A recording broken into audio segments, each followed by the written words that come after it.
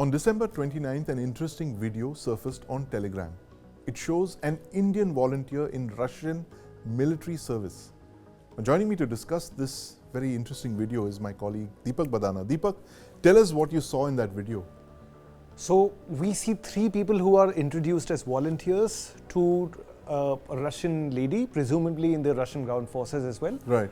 Now, the person introducing them is identified as a Russian. We know that he's a fluent Russian speaker. We never see him on screen. Nor do we see the lady who is identified as Svetlana. Right. Of the three people that we see, one of them is supposedly somebody from Somalia with the name of Muhammad Adil. The second is this man called Arbab Hussain. He identifies himself as Arbab Hussain, right? Yes. This person is supposed to be from India. Yeah. And with him is a third gentleman called Hussain Mohammed, right, who hovers over the screen and whose face never appears. Like essentially it's just his torso whenever the camera is pointed at him. Right. He is from Syria. So what we see is this small group of volunteers that have arrived to join the fight on part of the Russian ground forces. Right. And how lucrative is it to fight as volunteers? So there have been several stories. Al Jazeera famously did an investigation where then they talked about a 2,500 euro package, and which will be supposedly a one-off payment to volunteers. Furthermore, last year, I believe in September 2022, President Putin actually passed a decree that would expedite the granting of Russian citizenship for volunteers for the Russian ground forces. Right. Other than that, TikTok also has a couple of other, interesting things that we can look at. There is a contract which is being circulated with the signature of President Putin, and that speaks of a 2,700 euro payment, or one-off payment. Right. But what are the implications of this, Deepak, when you have Indian volunteers fighting there? There were some in the Ukrainian military as well, right, last year? So, do we know what happened to them? We know that there was this young 21-year-old student who had once actually applied for the Indian Army. Right. And he was studying engineering at the Kharkiv University. And once the war broke out, he actually became a volunteer on the Ukrainian side. Right.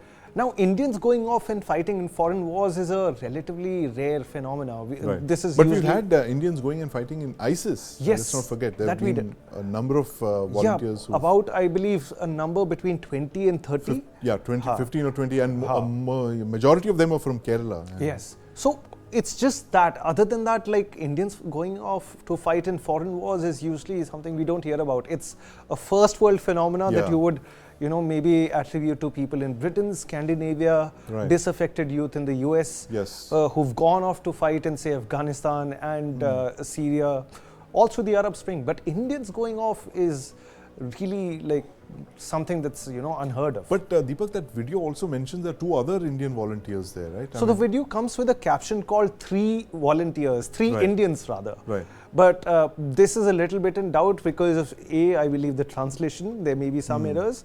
Because the Russian speaker, the man we identify as the Russian man, he asks one of them if he's from Somalia. Right. And then the third person, he asks if he is a Syrian. Right. While Arbab Hussain points to himself and one more person as Indians. Right. Another thing is that the lady says that she knows two of the three from before. Right. Arbab is new to her. So there's that. But there are a number of things that we have no clue about. Right. For instance, where is the video being shot at? Yes.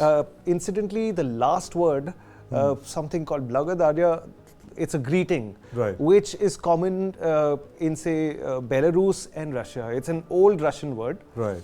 So this is how the video ends. We can, it can be speculation, but they may be somewhere on the Russian front, on the side of Belarus. Right. Because Belarus has been, incidentally, a training center.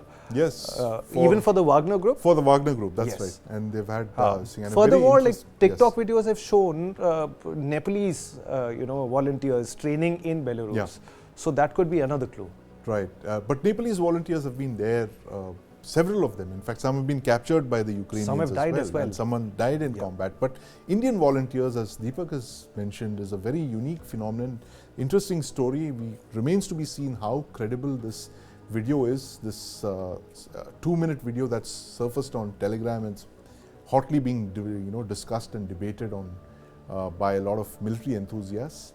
That's a story we're going to be looking at very closely. The Indians at war in Ukraine, on both sides, first Ukraine and now Russia. Chinese President Xi Jinping has said China and Taiwan will surely be reunified. Now, this is a distinct change in his tone from last year when Xi said China and Taiwan were part of the same family. Now, the CIA predicts that Xi will invade Taiwan before 2027. We leave you with a story on what Taiwan could do if it disagrees with Xi Jinping's reunification plan. Wish you all a healthy and happy 2024. Do watch News9 Plus. Thanks for watching.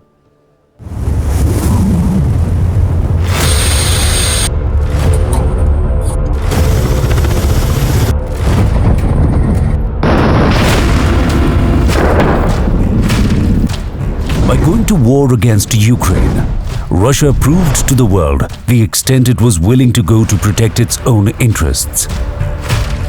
Interests which sought to pulverize Ukraine's gradual warming up to the West and thereby maintaining a sphere of influence over the region. The writing on the wall could not have been more clear.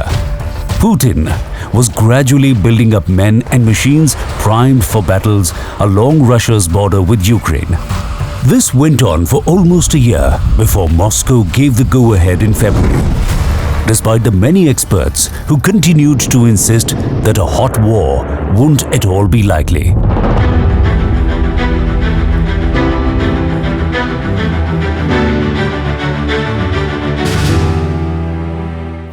News9 Plus.